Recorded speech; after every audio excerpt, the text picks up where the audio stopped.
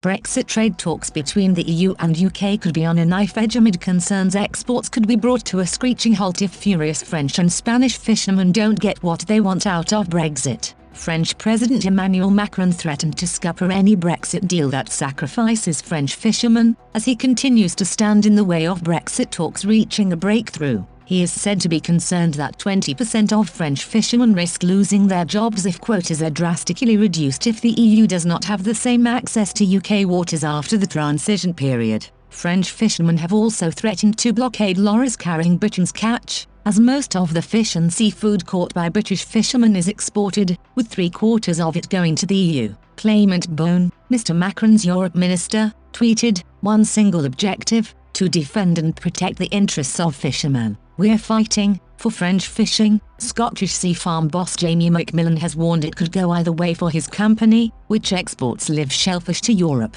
as staff anxiously await to see the terms of any trade deal agreed by David Frost and Michel Barnier. He said if traffic en route to Europe via the Channel Tunnel is brought to a halt by a blockade, it would mean his shellfish would arrive in the continent dead, and be of no use to any of his customers. Mr Macmillan, the managing director of Loch Fyne Sea Farms on the west coast of Scotland, said an attempt at a blockade by European fishermen could be the final nail in the coffin for his business. He told Expressco UK, "It's on a knife edge, it could go either way. There's possibly going to be customs delays. If the French and Spanish fishermen don't get what they want out of this deal, then I believe there won't be any access to Europe. The French and Spanish fishermen will blockade access into Europe if they don't get what they want. Nobody wants to buy dead shellfish, do they? It's high-end premium products that we export, live langoustines, lobsters, brown crabs. We need the fastest possible route into Europe, and the only way is through the tunnel. If there are any problems like there was a couple of years ago when there were immigrants trying to get through the tunnel and there were huge delays,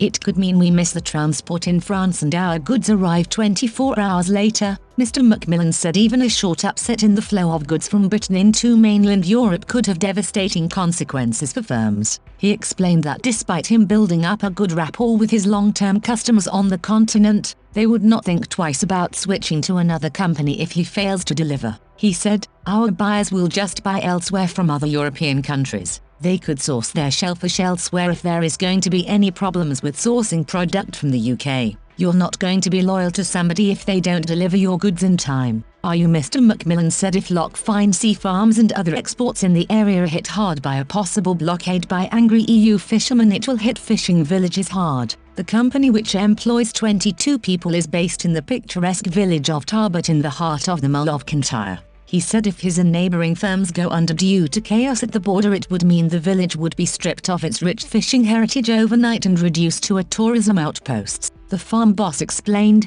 "We live in a small rural community in which fishing jobs are vital for the local economy. It's a small fishing village, only 1,500 people live here, and we are wholly dependent on fishing here. If there is no fishing here, it would just become a holiday village with no locals, no young men and women coming through into the job." Lord Frost and Mr Barnier's teams continued post-Brexit trade talks in London today in a bid to reach a free trade deal with just weeks to go until the deadline. Ireland's Deputy Prime Minister, or Tánaiste, Leo Varadkar, said he believes there will be some sort of a deal between Brussels and the UK. Speaking to a TE radio on Sunday, he said, "It's by no means guaranteed, but I think on the balance of probabilities it will be possible to agree a free trade agreement with the UK, which means there will be no quotas and no tariffs."